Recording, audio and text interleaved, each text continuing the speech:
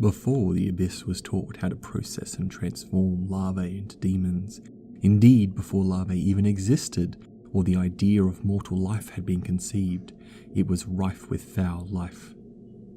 These creatures still exist, yet in drastically reduced numbers, and often only in the deepest pits of the plane, known as the Qlippoth. These fiends may well be the oldest form of life in the great beyond. Certainly they were already in existence before the Proteans discovered them. Some believe that the Qlippoth came from an unknowable realm on what might be described as the outer shell of the outer sphere. But if the Qlippoth are taken as indicative of what order of existence rules in such a realm, it is a good thing indeed that the outer realm is so impossibly distant. The Qlippoth do not possess in forms anything approximating the human shape, except by cosmic fluke or sinister mockery.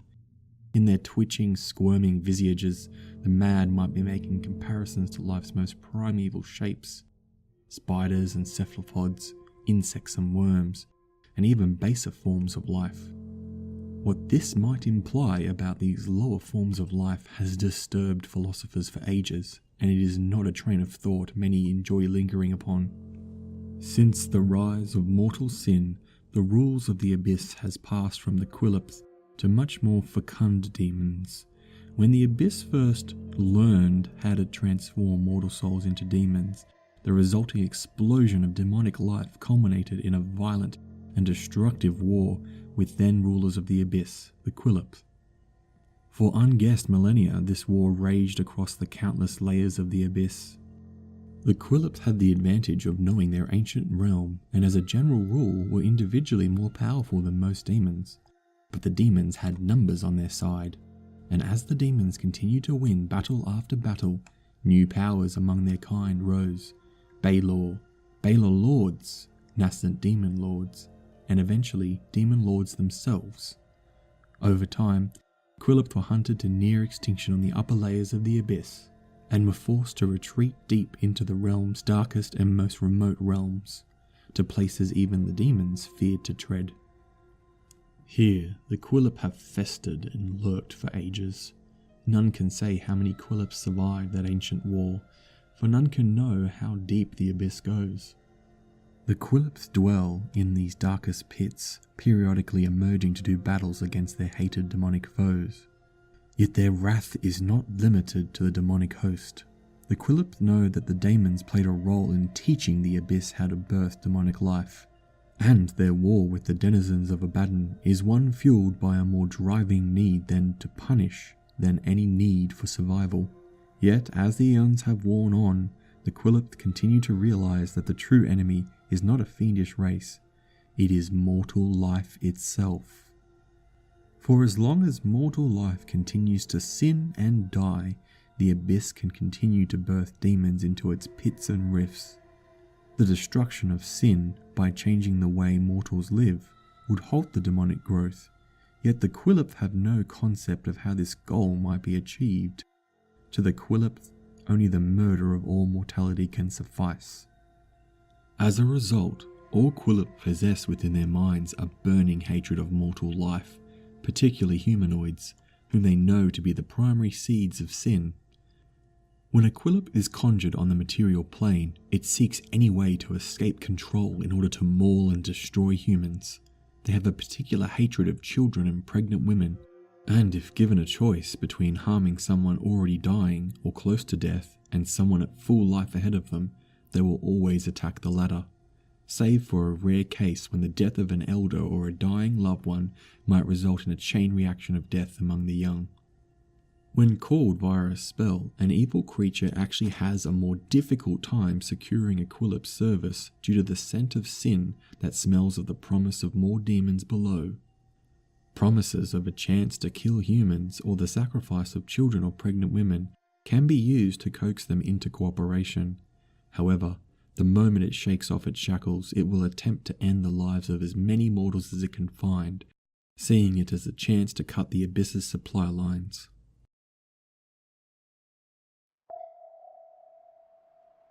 Synth Neogoth.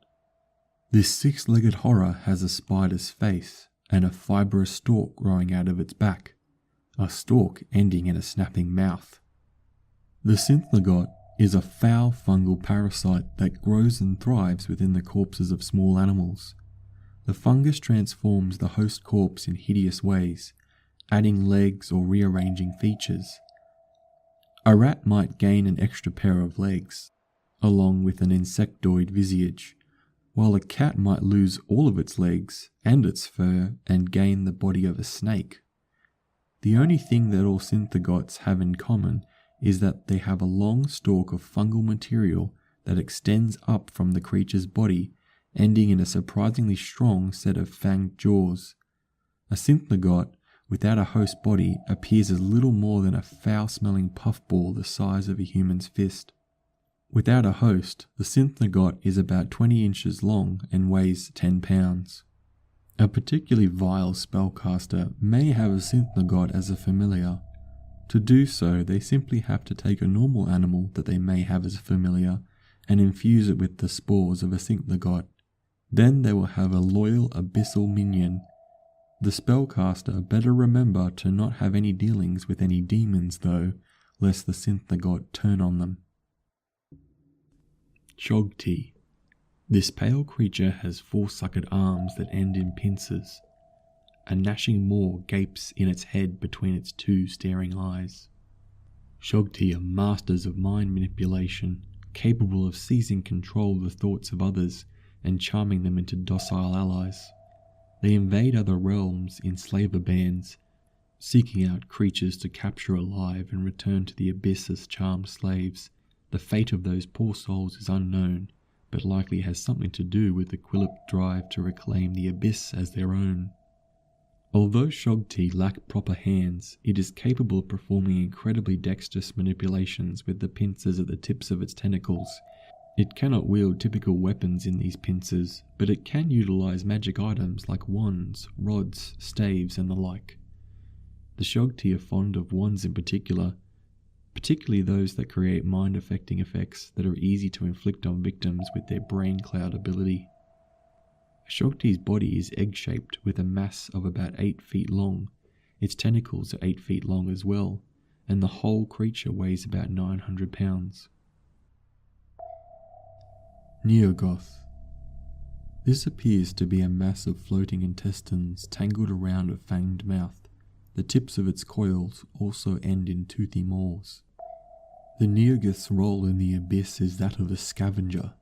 Essentially mobile clumps of buoyant intestines, these writhing creatures squirt through the air in convulsive movements like octopuses gliding through water, and are constantly on the search for anything smaller than one of their many mouths, either the relatively small ones that pinch and grasp the tips of their intestinal limbs, or the larger gaping one in the center.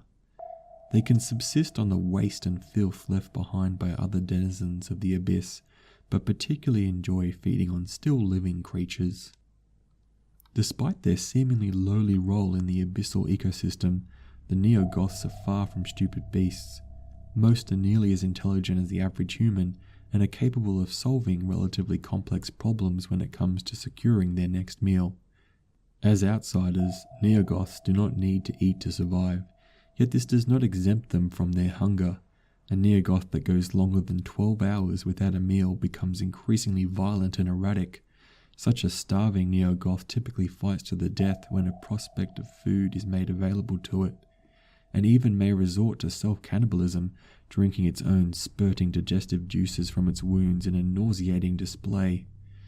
Typically, a Neogoth is about 5 feet in diameter and weighs 260 pounds, although they may grow larger. Churn. This slippery writhing mass of tentacles and stalked mouths has one huge hideous eye and a fanged maw for a belly. The Churn is a living manifestation of the vile fecundity of the abyss and a monstrous, alien pregnancy made flesh. By infecting creatures with the abyssal taint that they carry, they spread pain and misfortune wherever they flop and writhe. And with plane shift as their ability, they are ready to spread their filth throughout the entire multiverse. A Churn is 13 feet long and weighs about 500 pounds. Organgar. This enormous spider-like creature has 3 clawed tails and 8 legs connected by leathery webs of flesh. The immense Organgar is relatively slow-witted. As an outsider, it does not need to eat to survive, yet it remains ravenous and feeds on anything it can overpower. The Organgar prefers the taste of well-rotted flesh, particularly rotted demon flesh, and the horrific curse its bite imparts flavours its meal perfectly. Yet the Organgar's favourite feast is a much more cannibalistic type. These creatures find the flesh of their own kind to be the greatest delicacy. When an Organgar feeds upon its own kind, it grows enormously bloated such that it can no longer fly, at which point it uses its clawed tails to tear its body apart in a frenzy of self-destruction. From this storm of torn fat and shredded viscera emerges a fully grown Thulgan Qlippoth, a creature similar in shape to an Organar, yet much more intelligent and even more dangerous. An Organar has a wingspan of 30 feet and weighs 6,000 pounds. Thulgan. This monster has 10 spidery legs, a head writhing and dripping tentacles above a clutch of red eyes, and 3 whipping stingers. The dreaded Thulgan is among the most dangerous of the Qlippoth, for it supports an array of deadly, painful physical attacks and a wide array of potent magical powers.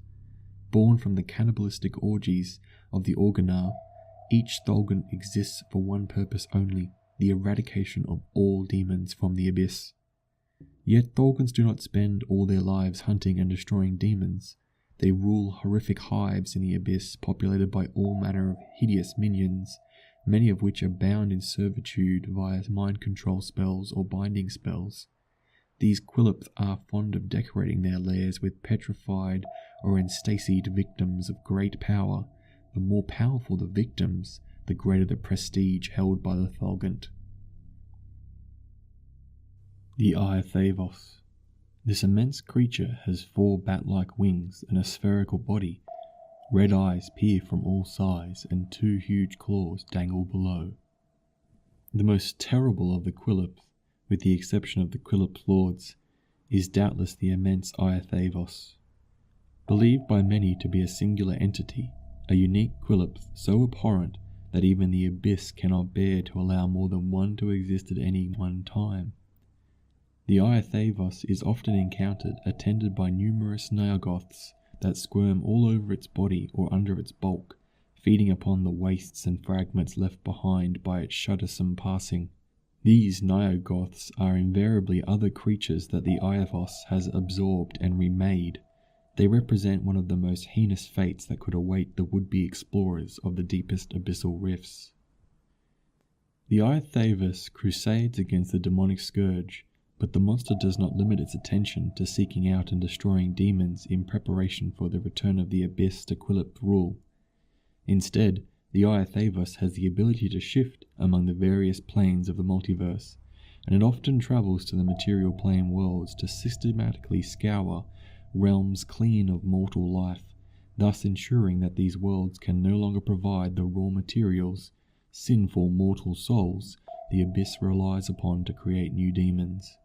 Worlds visited by the ifavos are notable for the widespread devastation and unusually large populations of Neogoths that remain behind to consume every last speck of decay the ifavos leaves behind. The ifavos can be called via the most powerful spells such as Gate, but its immunity to mind-affecting effects and its vast size ensure that only the most desperate or the most insane ever attempt such a self-destructive act. In all known cases, the deliberate conjuration of an ifavos to a world has done little more than draw the attention of the powerful creature to that world, so that even if it is banished back to the abyss before it can cause too much devastation, the ifavos remembers the visit. It often returns under its own power at a later date to pursue its own goals on the newly discovered world. Only if the ifavos is presented with defenders that prevent it from achieving its destructive ruin does it flee back to the abyss via plane shift. In such cases, the Qlippoth often waits for centuries or even a millennia before returning to the world, for there are always easier realms to destroy. The ifavos is a powerful and horrifying monster made all the more devastating by its incredible intellect. The creature takes care to plan its major assaults on demonic enclaves or mortal cities, even though it is powerful enough that few creatures in the multiverse can give it pause. When an ifavos is slain, the multiverse only has a relatively short time before the abyss births a replacement monstrosity for the defeated Qlippoth. This newly born ifavos is an entirely new creature. It does not share the memories of its previous incarnation, nor does it possess any of the special abilities it may have developed. Yet its appetite and hatred for demonic life and the sins that create such life remain constant and unending. To call such an ifavos a newborn is somewhat misleading. Although technically a freshly created creature, newborn ifavoses do not undergo a childhood. They form fully grown as presented here. Yet with each new incarnation of the Qlippoth monstrosity, changes can occur. A new ifavos may have slightly different spells. For example, its horrific appearance as described here may change, and as it continues to hunt and destroy, it will grow more powerful. Sometimes they are even able to absorb the power of those that they destroy, such as the spellcasting of a sorcerer or the breath weapon of a dragon.